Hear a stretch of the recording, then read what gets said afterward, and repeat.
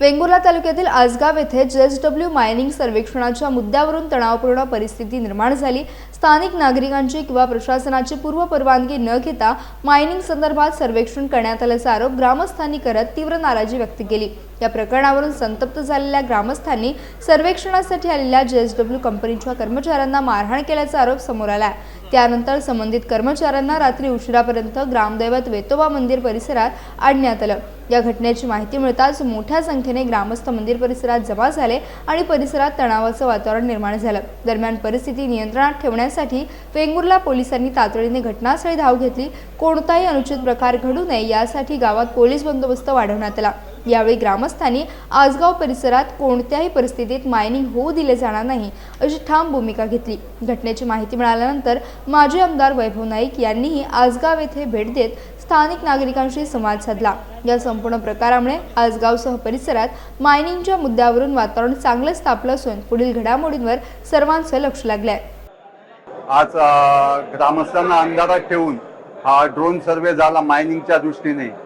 तो मायनिंग प्रकल्प हा असा अतिशय विनाशकारी आणि आमचा हा इथला विभाग आहे तो निसर्गाने समृद्ध असा आणि इथे प्रत्येकाचा पोटा पाण्याचा इथे प्रश्न आहे की कारण प्रत्येकाचं इथे या इकडच्या झाडपेड आणि त्याच्यावरून निघणाऱ्या उत्पन्नावर लोकांचं पोट अवलंबून आहे।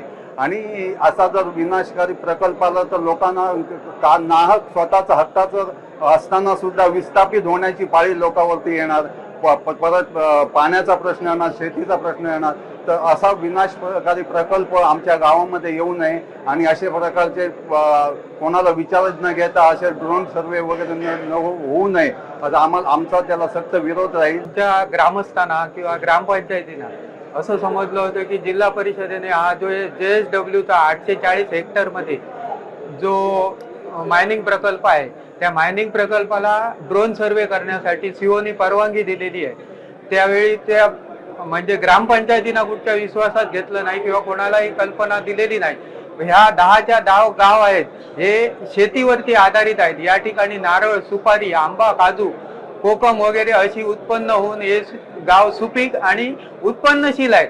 अशा ठिकाणी आमच्या या प्रत्येक ग्रामस्थांना किंवा प्रत्येक गावातील कोणालाही हा मायनिंग प्रकल्प नको आहे आणि यासाठी आम्ही जिल्हा परिषद अध्यक्ष, CO, मुख्य कार्यकारी अधिकारी यांची भेट घेऊन त्यांना निवेदन दिलं की तुम्ही जो या ड्रोन सर्वेला परवानगी दिलेली आहे ह्या आमच्या ग्रामस्थांचा पूर्ण विरोध आहे आणि तो तुम्ही कॅन्सल करावा किंवा रद्द करावा।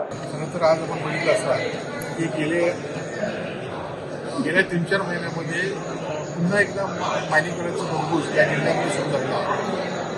एकाच कंपनीला 2-4 ठिकाणी परवानगी देऊन आज ज्या ठिकाणी परवानगी अशा ठिकाणी सुद्धा उत्खनन करून आज लाखो टन मायनिंग गेलेलं आहे। आणि आज आसगाव आणि आसगावच्या परिसरामध्ये खरं तर या संदर्भात आम्ही कालच माननीय जिल्हाधिकारी नंदी आणि उपरकर आणि पवळेकर यांच्या भेटलो होतो। आम्ही त्यांना सांगितलं होतं की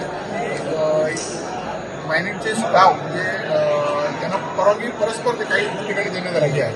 अजूनही काही ठिकाणी ज्याप्रमाणे सुनावणी व्हायच्या त्या सुनावणी झाल्या नसताना सुद्धा JSW की इतर लोकांना परवानगी दिलेली आहे आणि या संदर्भात कलेक्टरांना सुद्धा काही प्रमाणात त्यांना अनाभिक्त आहे, मायनिंग ऑफिसर सुद्धा अनाभिक्त आहेत। फक्त सत्तारूढ जे आहे सत्तेमध्ये बसणारे पदाधिकारी ते मात्र या सगळ्या बाबतीत पुढे आहेत आणि त्यांना हे सगळं माहिती आहे। आणि अशा पद्धतीने जर आज खरं तर या आसगाववासियांचं मनापासून अभिनंदन केलं पाहिजे की पुन्हा एकदा दुसऱ्या काळण्यामध्ये मायनिंगचा उदय झाल्यानंतर काही दिवसापूर्वी थांबलं होतं। आज पुन्हा एकदा ह्या लोकांनी केल्यामुळे हे मायनिंग थांबेल आणि असाच उद्योग जर असेल तर निश्चितपणे आम्ही शिवसेना म्हणून त्यांच्या पाठीशी आहोत।